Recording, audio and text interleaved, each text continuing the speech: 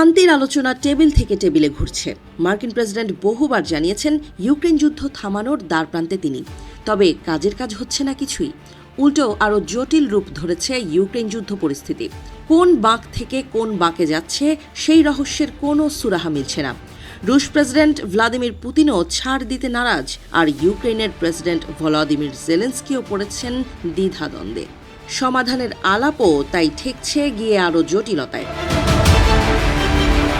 এর মাঝে নতুন খবর, প্রথমবারের মতো পানির নিচে চলাচলকারী অত্যাধুনিক সমুদ্র ড্রোন ব্যবহার করার দাবি করেছে ইউক্রেন।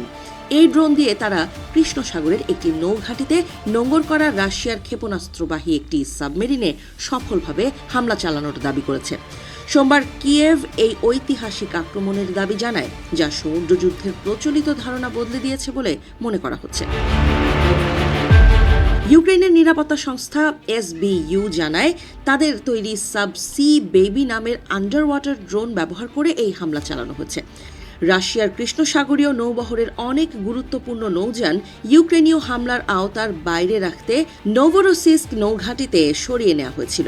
সেখানেই নোঙর করা ডিজেল ইলেকট্রিক সাবমেরিনটিকে লক্ষ্যবস্তু করা হয়। SBU এর প্রকাশিত একটি ভিডিও ফুটেজে দেখা যায়, নোভোরোসিস্ক ঘাঁটিতে একটি সাবমেরিন ও অন্যান্য নৌযান নোঙর করা আছে। এর কিছুক্ষণ পরই পানির নিচ থেকে শক্তিশালী বিস্ফোরণ ঘটে। বার্তা সংস্থা রয়টার্স বন্দরের কাঠামো ও স্তম্ভের অবস্থান মিলিয়ে ভিডিওটির স্থান নিশ্চিত করেছে। ইউক্রেনের প্রেসিডেন্ট ভলোদিমির জেলেনস্কির উপদেষ্টা আলেকজান্ডার কামিশিন সামাজিক যোগাযোগ মাধ্যম এক্সে লেখেন, ইতিহাসে এই প্রথম কোনো পানির নিচের ড্রোন একটি সাবমেরিনকে নিষ্ক্রিয় করেছে। এই হামলাকে ইউক্রেনের নৌ আক্রমণের সক্ষমতার এক বড় নজির হিসেবে দেখা হচ্ছে। ইউক্রেনীয় নৌবাহিনীর মুখপাত্র দিমিত্রো প্লেটেনচুক রয়টার্সকে বলেন, সাবমেরিনে আঘাত হানার এই অভিযান রাশিয়ার সঙ্গে ইউক্রেনের নৌযুদ্ধে আরেকটি মোড় ঘোরানো মুহূর্ত। এই দিনটি আবারও নৌযুদ্ধের সম্ভাবনা সম্পর্কে প্রচলিত ধারণাকে উল্টে দিয়েছে। সাবমেরিনটি মেরামত করা রাশিয়ার জন্য কঠিন হবে। তিনি আরও দাবি করেন, নোভোরোসিস্কে অবস্থানরত রাশিয়ার 4টি সাবমেরিনের মধ্যে একটি তারা হারিয়েছে, যার মধ্যে 3টি ক্যালিবার ক্ষেপণাস্ত্র বহনে সক্ষম ছিল।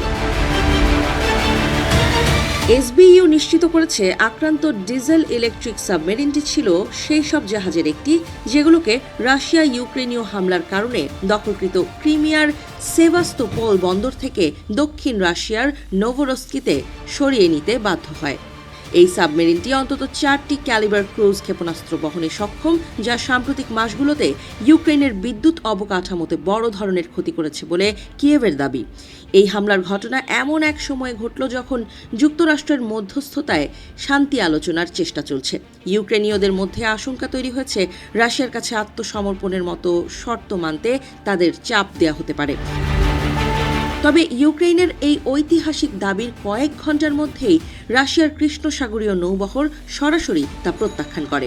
রুশ রাষ্ট্রীয় সংবাদ মাধ্যমের উদ্ধৃতি দিয়ে নৌবহর জানায়, নোভোরোসিস্ক নৌঘাঁটির উপসাগরে অবস্থানরত কৃষ্ণসাগরীয় নৌবহরের কোনো জাহাজ বা সাবমেরিন এবং তাদের কোনো নাবিকই নাশকতার ফলে ক্ষতিগ্রস্ত হননি। তারা আরও জানায়, ঘাঁটির সবকিছুই স্বাভাবিক রয়েছে এবং ইউক্রেনের দাবি সম্পূর্ণ মিথ্যা। নৌবহর শূন্য ইউক্রেন সাম্প্রতিক সময়ে সমুদ্র ড্রোন ও ক্ষেপণাস্ত্র ব্যবহার করে রাশিয়ার কৃষ্ণসাগরীয় নৌবহরে উপর্যুপরি হামলা চালিয়ে আসছে। এর ফলস্বরূপ রুশ নৌবহরকে কৌশলগতভাবে সেভাস্তোপোল থেকে সরে যেতে বাধ্য করেছে।